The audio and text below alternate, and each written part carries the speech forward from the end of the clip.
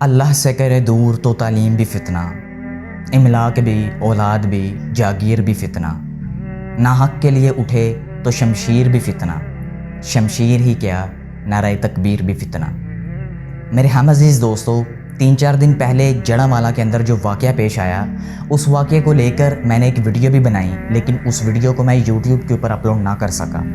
इस वक्त पूरी दुनिया हमें एक्सट्रीमिस्ट कह रही है, इंतहा पसंद कह रही है। पूरी दुनिया का सोशल मीडिया इस वक्त मुसलमानों के बारे में बहुत ज़्यादा गंद उगल रहा है। बहुत सारे जो बड़े बड़े प्लेटफॉर्म्स हैं वो हमारे बारे में बहुत बुरा इमेजेस पेश कर रहे हैं। गैर मुस्लिम्स तो पहले ही बड़ी मुश्किल से मुसलमान होते हैं, बहुत मुश्किल से वो इस्लाम से मुतासिर होते हैं। क्या अल्लाह के नबी सल्लल्लाहु अलैहि वसल्लम ने हमें ये तालीम दी कि तुम गैर मुस्लिम्स को बिला वजह उनके घरों से निकालो, बिला वजह उनके घरों को आग लगाओ, बिला वजह उनके इबादत गाहों को आग लगाओ? क्या ये अल्लाह के नबी ने, क्या ये दीन हमें सिखाता है? अगर एक शख्स ने, दीन इस्लाम ये कहता है, अगर एक शख्स ने तुम्हारे अंदर फितना पैदा करने की कोशिश की है तो तुम उस फितने को ख़त्म करो, उस शख्स को ख़त्म करो। वाक़या सुबह 5-6 बजे का है, लेकिन ख़बर ये सोशल मीडिया के ऊपर 9-10 बजे वायरल हो रही है। आप ज़रा सोचें कि इस सारे वक्त के दरमियान का जो वक्त है, ये क्या हुआ होगा। उस वक्त जो कुछ लोग थे फितनों को उबारने वाले, वो लोगों को इकट्ठा कर रहे होंगे और ज़ाहिर सी बात है ये प्लान कर रहे होंगे कि भाई हमने ये करना है, वो करना है, ऐसा हुआ वैसा हुआ।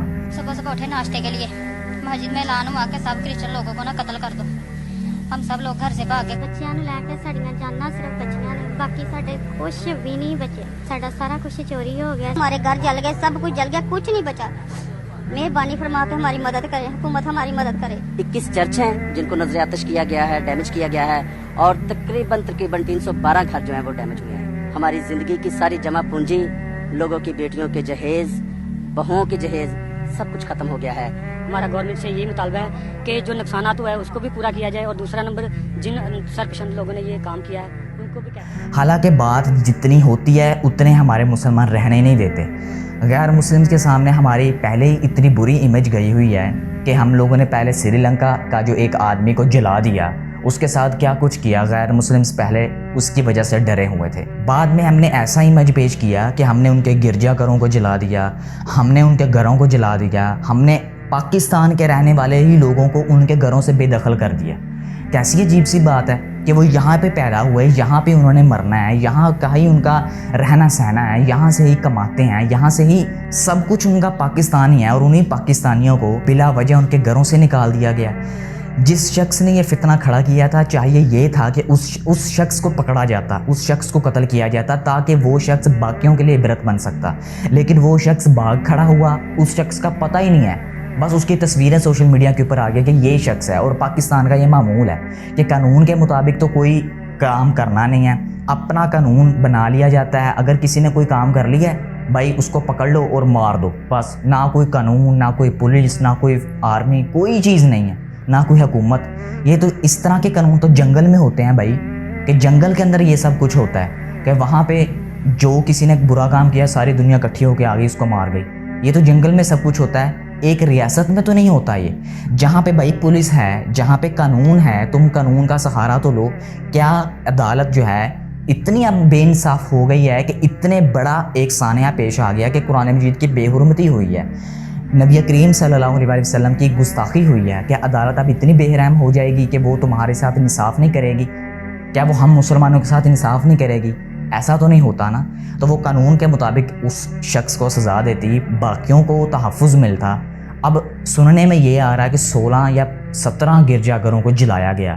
भाई क्या कसूर था? अच्छा, एक बात और ज़रा गौर से सुनिएगा, उस गिरजाघरों के अंदर बाइबल को भी जलाया गया। हमारे अंदर और उन लोगों के अंदर क्या फ़र्क रह गया? उन लोगों ने हमारे कुरान मजीद के साथ ये हरकत की है, हम लोगों ने उनकी बाइबल के साथ ये हरकत कर दी है। बाद में हमारे ही मुसलमान जो बाइबल के सफ़े जले हुए थे उनको बाद में इकट्ठा कर रहे हैं। मेरे हम अज़ीज़ दोस्तों, जब अल्लाह के नबी सल्लल्लाहु अलैहि वसल्लम ने फ़तह मक्का किया तो उस वक़्त अल्लाह के नबी ने ये ऐलान किया था कि ऐ मेरे सहाबा, आपने बूढ़ों को कुछ नहीं कहना, आपने बच्चों को कुछ नहीं कहना। क्या वो गैर मुस्लिम नहीं थे? क्या बूढ़े गैर मुस्लिम नहीं थे? आपने औरतों को कुछ नहीं कहना, क्या वो गैर मुस्लिम नहीं थे? क्या उस वक़्त उनकी इबादत गाहें वहाँ पे मौजूद नहीं थी? जो अबू सुफियान के घर पनाह ले ले, आपने उनको कुछ नहीं कहना। तो फिर कहना किसको है? किसको कत्ल करना है? कहना सिर्फ उसको है, कत्ल सिर्फ उसको करना जो तुमसे लड़ने के लिए आता है, जो फितना बर्पा करना चाहता है उसे कत्ल करो बस। हमारे यहाँ पर क्या रवाज चल पड़ा है कि अगर एक इंसान ने काम ख़राब किया है तो उसके सारे ख़ानदान को, उसके सारे मोहल्ले को, उसके सारे शहर को बर्बाद कर दो, सबके घरों को जला दो, सबकी इबादतगाहों को जला दो। मेरे हम अज़ीज़ दोस्तों, मक्का के अंदर अल्लाह के नबी सल्लल्लाहु अलैहि वसल्लम भी रहते थे, सहाबा किराम भी रहते थे, लेकिन साथ साथ गैर मुस्लिम भी रहते थे। वहाँ पे ईसाई भी थे, वहाँ पे यहूदी भी थे, लेकिन कभी भी मुसलमानों की तरफ से गैर मुस्लिम्स को कोई तकलीफ़ नहीं पहुँची। हत्ता कि जब दो लोगों के दरमियान कोई कशीदगी या लड़ाई वगैरह हो जाती है तो वो केस लेकर अपना अल्लाह के नबी सल्लल्लाहु अलैहि वसल्लम के पास जाते हैं। तो उनमें से एक यहूदी होता है और एक मुसलमान होता है। तो मुसलमान को इस चीज़ का बड़ा फ़ख्र होता है कि मैं तो मुसलमान हूँ, तो अल्लाह के नबी तो मेरे हक़ में फ़ैसला करेंगे।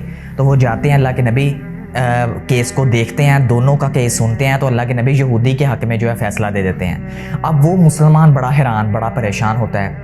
फिर बाद में हज़रत अबू बकर के पास चले जाते हैं। हज़रत अबू बकर के पास जाने के बाद वो फिर अपना केस सामने रखते हैं। हज़रत अबू बकर भी अपना जो है फ़ैसला गैर मुस्लिम के हक़ में सुना देते हैं। फिर मुसलमान उठता है और अपना फ़ैसला हज़रत उमर रज़ी अल्लाह तआला अन्हु के पास ले जाता है और हज़रत उमर रज़ी अल्लाह तआला अन्हु को कहता है कि ये मैं मुसलमान हूँ और ये गैर मुस्लिम है, ये हमारा केस है। साथ हज़रत उमर ने ये भी पूछा कि क्या तुम मुझसे पहले नबी मोहम्मद सल्लल्लाहु अलैहि वसल्लम के पास गए हो?